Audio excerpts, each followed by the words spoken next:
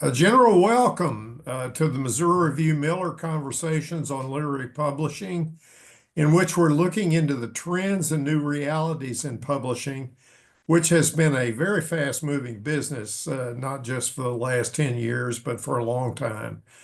As far as I'm concerned, over the last 100 years, a very fast-moving business. And we're going to talk to Michael and Ryo and Ashley. Uh, our purpose is to try to speak to young people, to graduates, about to be graduates, about the work and the potential career opportunities in publishing. And my philosophy for these kind of freewheeling conversations is just talk. Let us know what you think. Often the thing you think is the least important because it's so daily to you, may end up being the most useful to a young person. So I'm going to start with a brief bio of each of you, starting with Michael. Uh, Michael Wiegers is the executive editor of Copper Canyon Press, where for over the past 3 decades, he has edited and published more than 500 titles. He additionally serves as poetry editor for narrative magazines. He's edited 5 anthologies, including A House Called Tomorrow, 50 Years of Poetry from Copper Canyon Press, as well as The Essential W.S. Merwin, The Essential C.D. Wright. He's done a book on contemporary Mexican poetry, and he lives in Port Townsend, Washington, where he is currently writing a book about W.S. Merwin. Welcome, Michael. Thank you. It's Good to see you. really a pleasure to see you. Good to see you And again. We've seen each other at Sewanee over the years. yes, we have. And Ryo is the publisher, and he joined Copper Canyon in 21 as the publicist and was named publisher of the press in 24. As the publisher, he oversees strategic planning, operations, development, marketing, working closely with the board. He previously worked at Wave Books and U Chicago Press, and he's the author of Refusal of Suitors. His poems have appeared in numerous publications, including The Best American Poetry in 2020 and various other places. He's formerly book reviewer for Poetry Foundation, among several other outlets. He lives in Santa Fe, New Mexico. Ash Wynter joined Copper Canyon in 22, and in her role as editor,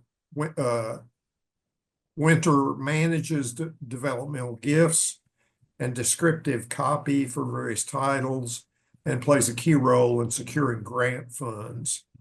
Wynter began her career in publishing as a contract specialist at Capstone Press, worked in the nonprofit sectors for over 7 years, has helped organize and administer Black Writers Retreats and mentorship programs, as well as major events like the Native American Literature Symposium. Currently, she resides in St. Paul, Minnesota, and she's also currently the Jerome Hill Artist Fellow in Literature. So welcome to you all. And I'd just like to ask a general question of how each of you came to work for Copper Canyon, and then kind of maybe bleed out into the larger question of, is there any kind of conventional career path for somebody who wants to work in independent publishing? But specifically, possibly starting with all of you or one or two of you, like how you ended up there. So yeah, I joined Copper Canyon in 2022. I got started with the press as a fellow, and at the time there was a fellowship, and during my engagement in the fellowship, the editor at the time stepped down, and the leadership team was gracious enough to interview me for the role, and I began as editor in that capacity.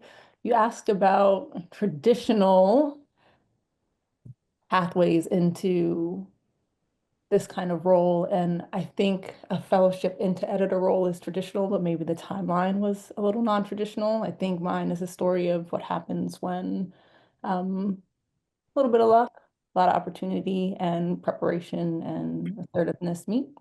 But yeah, so that's how I came to be at Copper Canyon. Unexpected, but beautiful. Okay, Ryo, how about you? Yeah, thanks so much, and thanks for having us on today too. I love the question. I love encouraging folks to find their way into publishing and things. For me, it was friends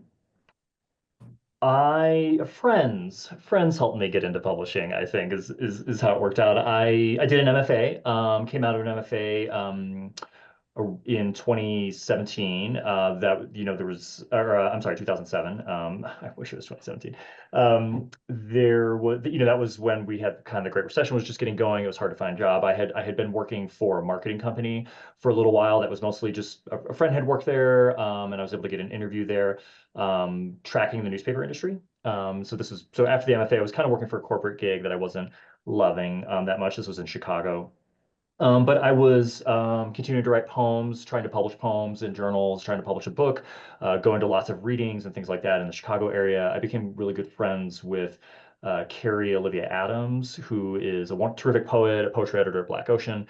She is also the marketing director, I think is her title now, at the University of Chicago Press. So she kind of introduced me to press folks and those things, and I had had enough sort of prerequisite experience, having the MFA, working for marketing, to get a job as a publicist. After a couple times, I was rejected a few times at first, to get into the University of Chicago. So it was just in a lot of ways a blind application, with just one person I knew who was there, to get into it.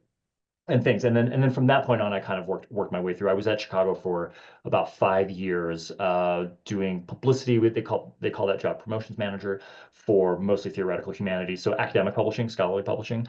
University of Chicago Press being one of the larger kind of scholarly publishing university presses out there, and that's one avenue that I would recommend to folks, is to get into university publishing, because there are a number of them. Some of them can be quite large. It's a really great place to get mentorship, to understand publishing from a somewhat rarefied realm, but one that still gives you access to what we call trade publishing. So the more, if not literary publishing per se, books that are really meant for general audiences and things, which is what we of course do at Copper Canyon, and many trade houses do. So, but I then, yeah, and then my career moving around was really just loving certain independent presses and following them very closely, and then interacting with them as a book reviewer, for instance, and being also maybe a little lucky that there were openings that came at the right time in my life, to be able to apply for them and court the staff who were already there, and things too. So that's kind of how I came to Wave.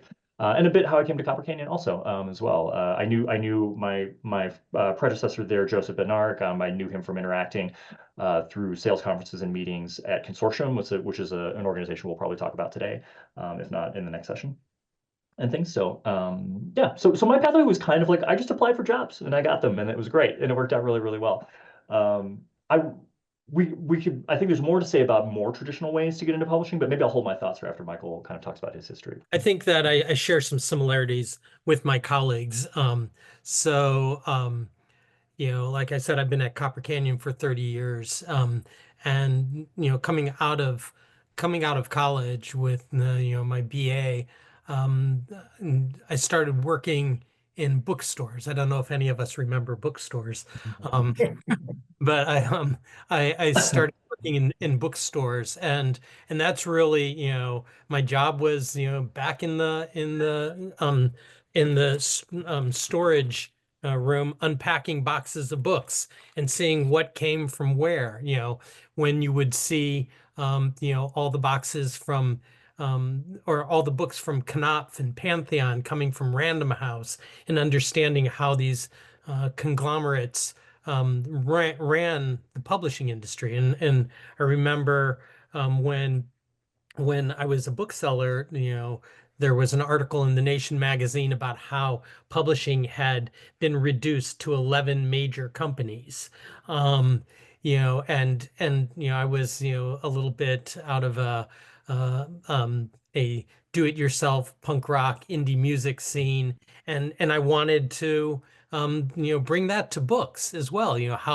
How could we have a vibrant and lively independent space for books that's not dominated by those 11 publishers. So my that led me to doing letterpress printing, handmade books, and hand binding books, and through that I became acquainted with Coffee House Press. And I was also, like Ryo, I was writing book reviews at the time for the Minneapolis St. Paul newspapers, writing poetry reviews prominently or primarily. And like Ash, there was a moment of opportunity where they needed an administrative assistant. I drove my VW Bug through a rainstorm with the floorboards rotted out, and showed up to my interview at Coffee House Press with mud and rain soaked blazer, my smart blazer, and so I got a job, in large part because one of the editors there had some health issues and had to leave of a moment, and so I was at the right place at the right time. So I worked at Coffee House, first doing bookkeeping, doing administrative work, but also managing the slush pile. And this again is in the days of physical manuscripts, not submittables or other online portals. And I was good at organizing them, synthesizing what was coming through our mailbox, and then reading and commenting on manuscripts and helping to pick them. And then that led me, it's like, hey, would you like to try editing this book? And so I remember one of the first books I edited was a novelist by the name of Karente Yamashita, who a couple years ago got a Lifetime Achievement Award from the National Book Award, and just thinking that there's somebody who I worked with from the start as a publisher. And then we are a small community in the nonprofit independent publishing circles, and so when Copper Canyon was going through a change, with the original founders getting a divorce, things, the one staff member leaving, they were headhunting, and I threw my hat into the ring and got the job. I won't say is it a logical thing to do to start an independent press today. I'll just say if you were starting an independent press today, let's say you had to, you were going to do it, you're going to launch an independent press. How would you try to make it sustainable today? What are the key elements of survival today with an independent press? I mean, Ryo, Ash, and either of you answer that? It is hard, it's a very hard thing to do because I mean, publishing is difficult. The margins are very thin. Wanting to support authors, it depends what you want to do, though. So my first answer would be creative. Like you have to think about how you're going to run any organization, any arts organization, and you kind of have to think out the box from the beginning, how that's going to happen. Now, there are different opportunities for starting them. I mean, and I've had the pleasure of working for both a nonprofit and privately owned independent press. Wave Books is privately owned. So if you're privately owned, that's great. You have a benefactor, you have a patron. For Wave Books, that's the Wright family, Charlie and Barb Wright. And so they're able to help fund the press when its sales cannot float it. So that's the whole key here, right? Is that you will not probably be having sales that can support your operations for a little bit. So you're probably going to need some kind of outside funding, and that can be through private donations. You can incorporate yourself as a 501c3 nonprofit, and that's a good way to go. But that comes with all kinds of other requirements and things you have to do, establishing a board, tax things, etc.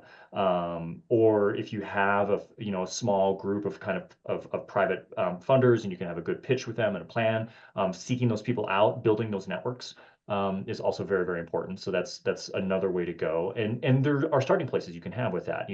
Look at your community arts organizations. Look at the folks around you. I mean, one thing I always say, I was just having a conversation with someone about starting a nonprofit, and the answer is what's right in front of you right now. What's the beginning, but who do you know that's right here right now? What is your community like? Where are the events taking place? And you have to meet people, and start seeking out those avenues. And then a third thing is to maybe fund it unconventionally. So I mentioned Black Ocean before, and a large part of their early days were doing lots of events, doing tours, doing book tours that were meant to be revenue generating. In a lot of ways, we don't tend to think of book tours as the purpose is revenue. A lot of the purpose is marketing and getting books out there. But there are ways to do it where you're really trying to sell books as you're moving around, and you're living very cheaply. You're living out of your car, or doing whatever, to make that happen. But it works. Or doing other kinds of events that you can do. I mean, be creative. I was just on a meeting earlier today with the Portland Literary Arts, the Portland Book Festival. And they just did a capital campaign for their new building in downtown Portland, Oregon. And there's going to be a parking lot there that they can lease out for outside parking and things like that. So they can get a whole revenue with a parking lot, that kind of thing.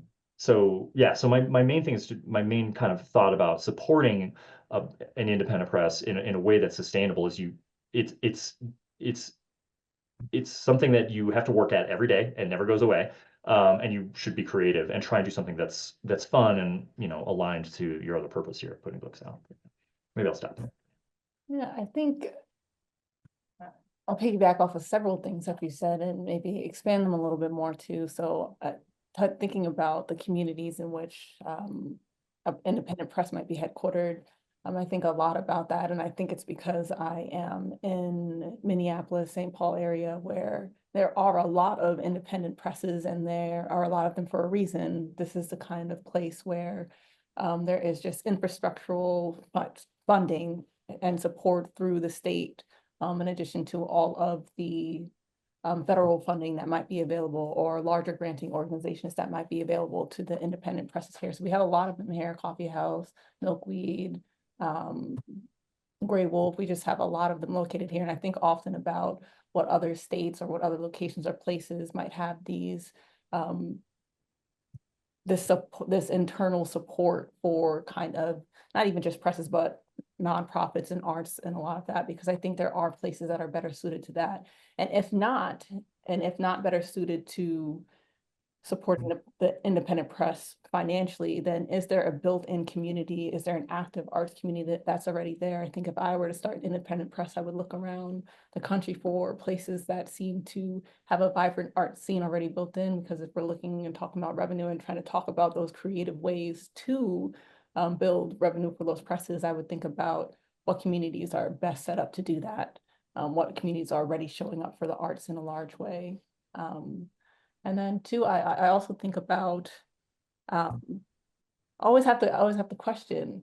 Like I think about when I think about independent presses, I'm thinking about would I do a poetry only? Would I do poetry and prose? And I think that some of those independent presses that do poetry and prose models, I think they have a slight advantage when it comes to prose books, just have different sales numbers, and they're able to kind of support some of those poetry collections that might not sell as well as a memoir or as well as a novel.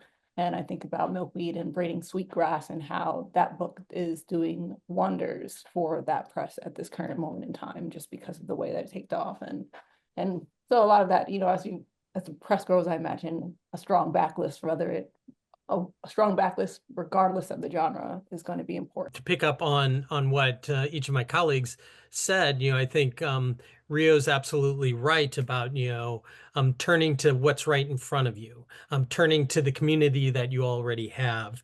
And I think that, that's how Copper Canyon started. They were originally a group of people out of the University of California, Santa Barbara, who got together and were working on a literary magazine, and then they got an award, and then they cleaved off and created Copper Canyon Press. And then they moved here because they were offered the opportunity for some free rent and housing, and they picked up more friends along the way. And so Scott Walker, the founder of Grey Wolf, wandered in, and he started using Copper Canyon's letterpress equipment, and he started Grey Wolf from here. But to Ash's point, he saw that the funding for the arts was really good in Minneapolis and St. Paul. Same thing, Coffee House, my former employer, they were in Iowa City, Iowa, Writers Workshop graduates. They saw the funding was better in Minnesota, and so they moved there where they could get support. And to what Ryo alluded to in terms of a for-profit independent press.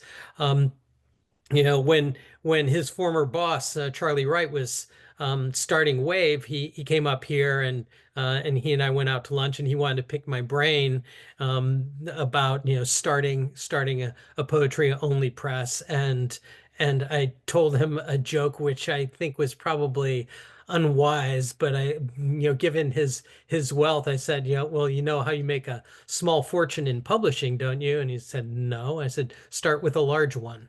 And that's and I think that that it's not a money-making enterprise at this scale. But to Ash's point, when you can have a variety of things, cookbooks, etc., you're going to have a little easier time to make money. But still, any independent press, I would say keep your focus, keep your passion. That's what sustained us. Staying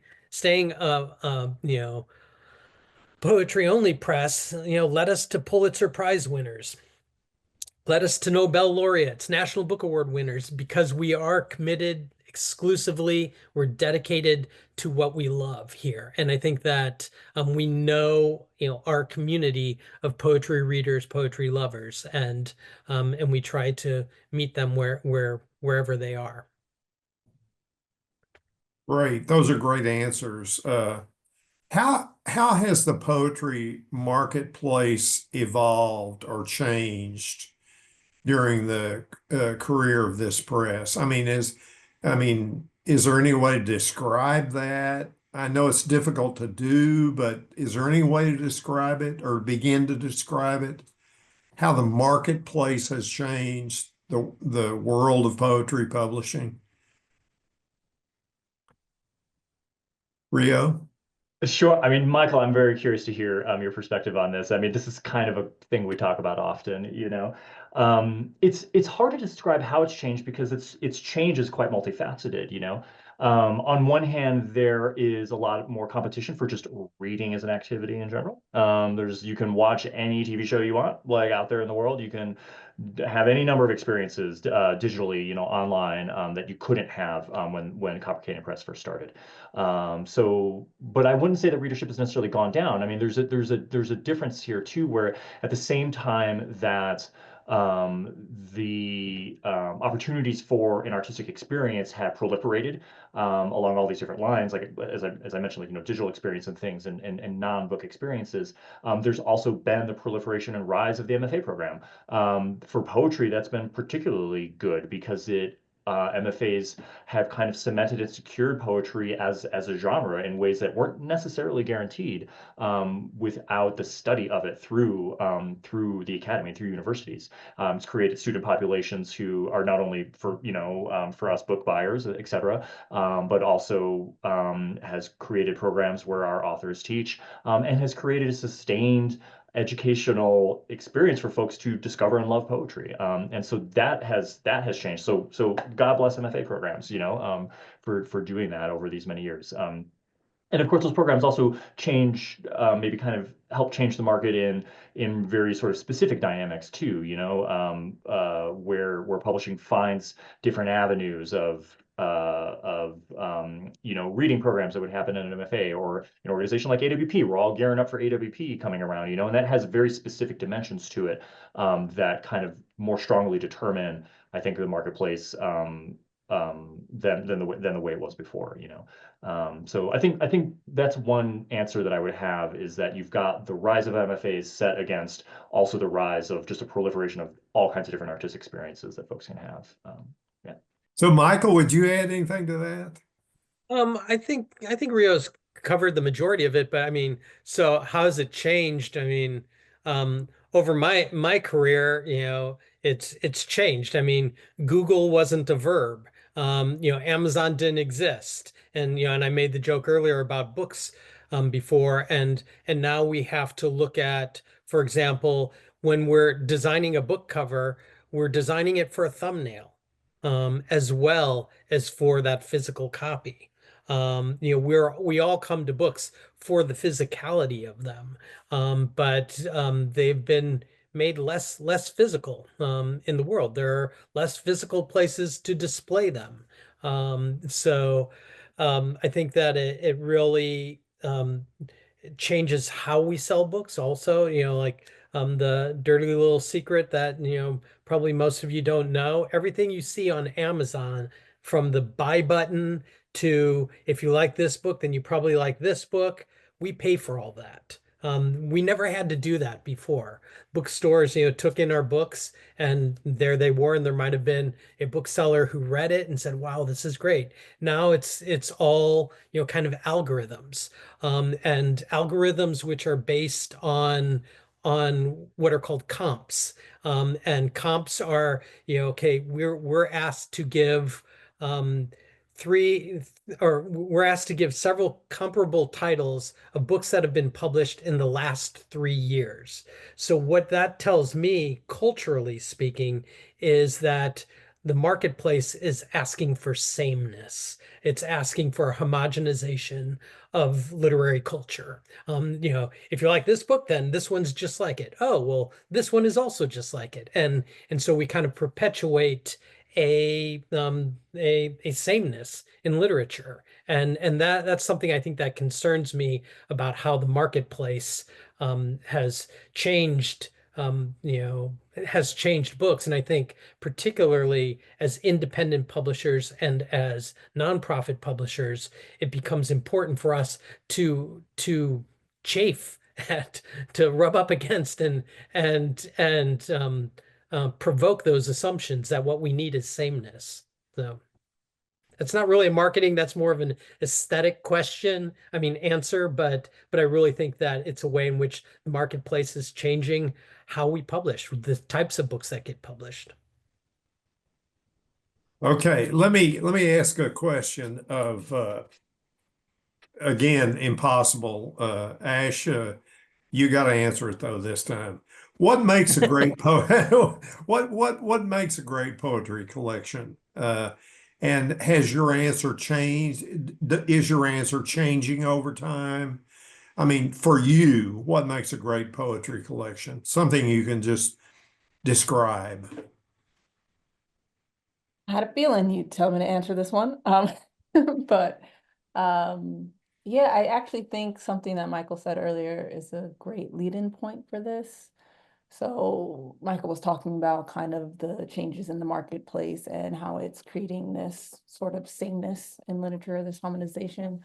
And I think when I am looking at poetry collections, when I am looking just out in the world or in the queue, I'm looking for what doesn't feel the same. I'm looking for what surprises me. I'm looking for poems and collections that sculpt sound, or what else? Or break linguistic barriers. I'm looking for poetry collections that break generational curses, that transform or hoodwink. I'm looking for so many different variety of things. I know I often, when I'm out in the world at conferences or at Bread Loaf or spaces like that, I often get asked, well, what are you looking for? And I think the poets in the world teaches me what I'm looking for. There's so many different perspectives and views and outlooks and cultures and backgrounds that I'm looking for.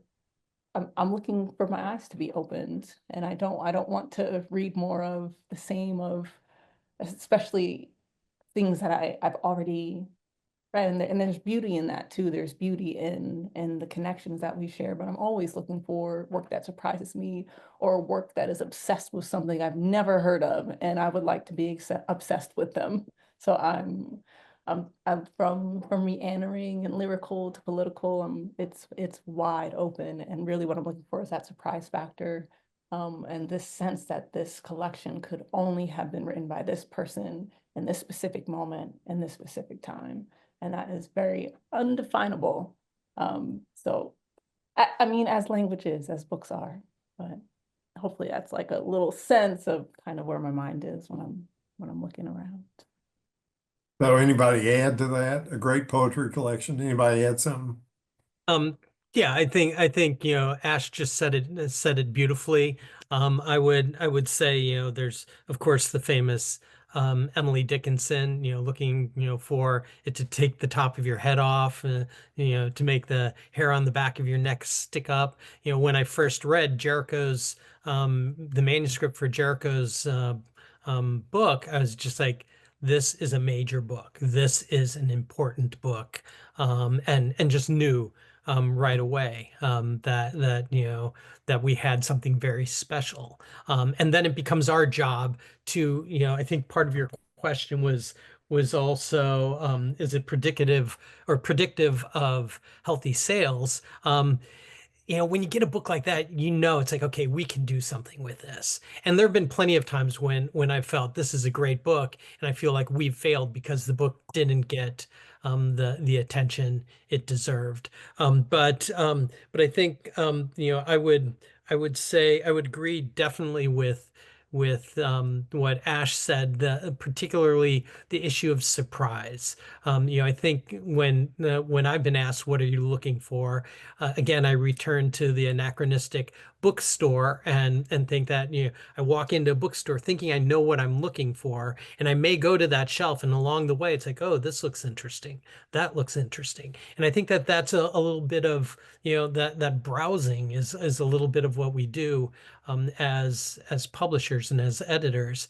And I think that also, to alongside the surprise, there's a maybe an advocacy or activist